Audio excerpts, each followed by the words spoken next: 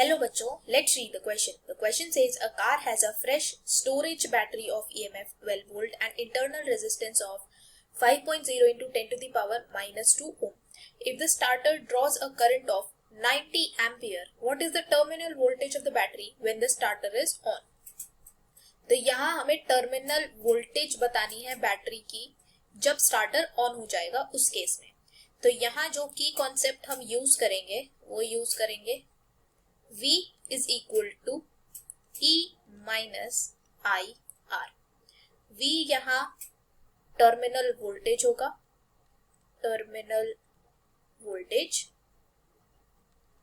E EMF of the battery, I जो current draw किया जा रहा है स्टार्टर के through, and R internal resistance of the battery, internal resistance of the battery.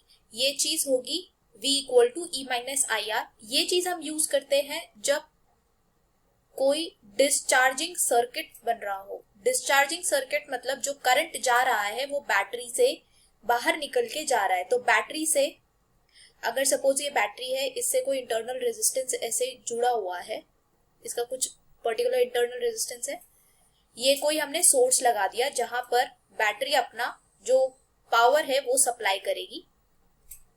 तो current move करेगा इस डायरेक्शन में ऐसे।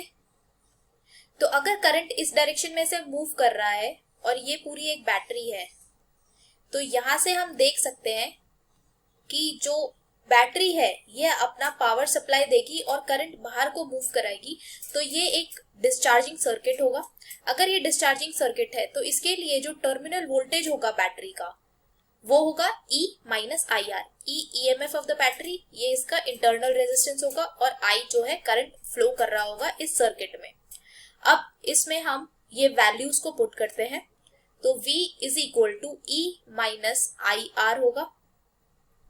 यहाँ पर पे EMF ऑफ द बैटरी हमें गिवन है 12 वोल्ट्स, तो 12 माइनस जो करंट ड्रॉ कर रही है बैटरी वो है 90 एम्पियर, तो 90 multiplied by internal resistance of the battery है 5 into 10 to the power minus 2। तो इसे हम 0.05 भी लिख सकते हैं। तो इसे लिख सकते हैं हम 12 minus 4.5, so that is equal to 7.5 volts. तो जो टर्मिनल वोल्टेज आएगा बैटरी का, V terminal of the battery, this is 7.5 volts.